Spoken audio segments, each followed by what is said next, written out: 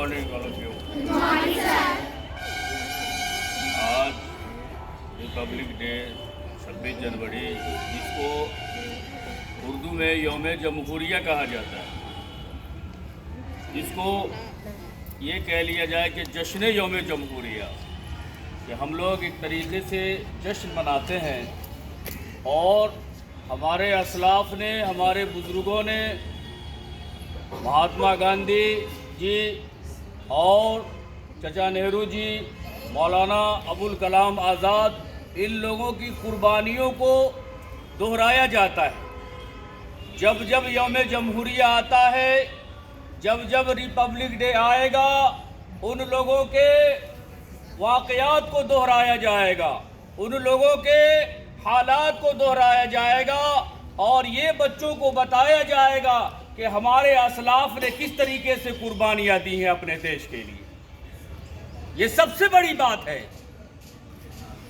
आज हिंदुस्तान के अंदर हमारे असलाफ ने, महात्मा गांधी जी ने और चाचा नेहरू जी, मौलाना अबुल कलाम आज़ाद जैसी शख्सियतों ने, बड़ी हस्तियों ने जो कुर्बानियाँ दे करके हमारे देश हिंदुस्तान को आज़ाद कराया, वो अपने आप को एक बिल्कुल बामुअम्मा और मुसम्मा चीज़ है। अपने मेरे बच्चे और बच्चियों, आपको तारीख याद करना पड़ेगा, आपको तारीख को जो है समझना पड़ेगा कि ये हिंदुस्तान जो पहले अंग्रेज़ों के दौर में अंधेरा बना रखा था उन लोगों ने, जिसको हमारे असलाफ ने, हमारे बुजुर्गों ने, हमारे पुरखों ने इसको एक रोशन चिराग बना दिया, जिसको डॉक्टर अल्लामा इकबाल ने कहा कि सारे जहां से अच्छा हिंदुस्तान हमारा, सारे जहां से अच्छा हिंदुस्तान हमारा, हम बुलबुले हैं इसके ये गुलसितां हमारा।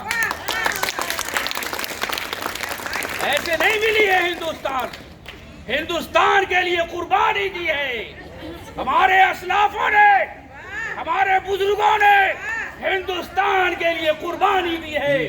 आज 350 बरस अंग्रेजों ने हुकूमत किया है और हमारे बुजुर्गों को सताया, तड़पाया, रुलाया, लेकिन हिंदू, मुस्लिम, सिख, ईसाई आपस में है भाई भाई, मिलकर के हमने हिंदुस्तान से अंग्रेजों को खत्म कर दिया।